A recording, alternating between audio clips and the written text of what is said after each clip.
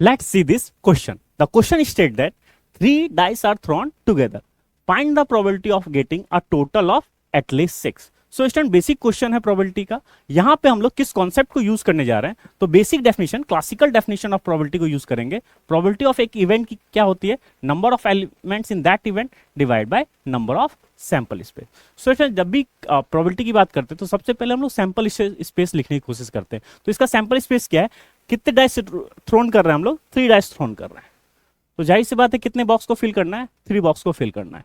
तो हर एक बॉक्स में कितने चॉइसेस हैं, 1 से लेके 6 तक। तो इस बॉक्स की चॉइस क्या है, 6, इस बॉक्स की भी चॉइस क्या है, 6, और इस बॉक्स की भी चॉइस क्या है। तो काउंटिंग प्रिंसिपल के हिसाब से तो हमारे पास नंबर ऑफ सैंपल स्पेस क्या हो जाएगा, 6 इंटू 6 इंटू 6, दैट इज 216। ये हमारा सैंपल स्पेस का नंबर ऑफ एलिमेंट्स आ गया। नाउ अब अगर हम बात करें, फोकस करें कि सम क्या होना चाहिए, इन तीनों का सम क्या होना चाहिए, एटलीस्ट 6।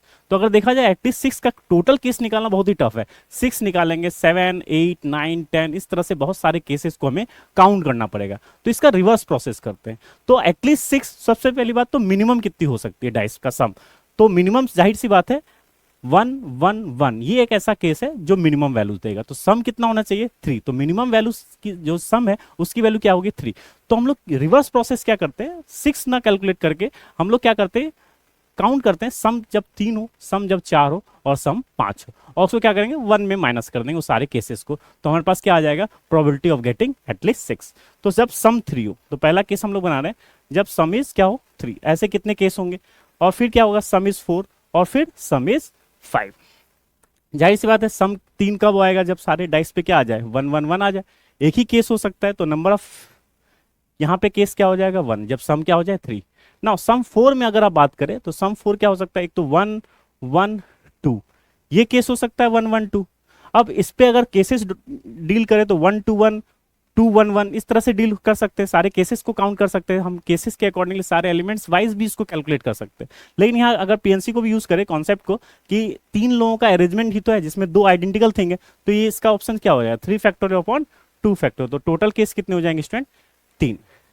नाउ सम 4 पे और कोई केसेस बनेगा नहीं, यही एलिमेंट्स या तो 1 1 2 से ही सम 4 बन सकता है। सम 5 की बात करें तो हमारे पास केस क्या हो सकता है, एक तो 1 1 3 हो सकता है। तो जाहिर सी बात है 1 1 2 के केस कितने हैं, 3। तो 1 1 3 के भी टोटल केसेस कितने हो जाएंगे, 3। अगेन 3 फैक्टोरियल अपॉन 2 फैक्टोरियल, तो इसके भी टोटल केसेस कितने हो जाएंगे, 3। सम 5 में एक और केस हो सकता है जिसको स्टूडेंट जनरली भूल जाते हैं, तो वो क्या है 1 2 और 2, ये इसका भी सम क्या हो जाएगा 5।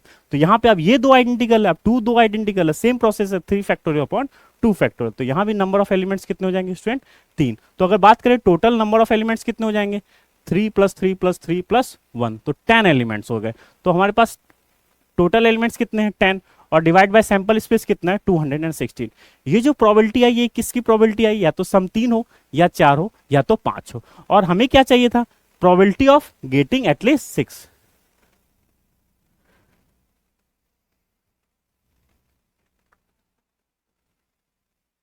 तो गेटिंग एटलीस्ट 6 के लिए स्टूडेंट हम लोग क्या करें, इसमें 1 में माइनस करें, कॉम्प्लीमेंट्री मेथड को यूज करें। तो जैसे ही इसको 1 में माइनस करेंगे तो हमारे पास क्या हो जाएगा 206 ओवर 216। तो इसको कैंसिल आउट करेंगे तो क्या आ जाएगा 103 over 108 student. So the answer correct क्या है, C option is the correct one.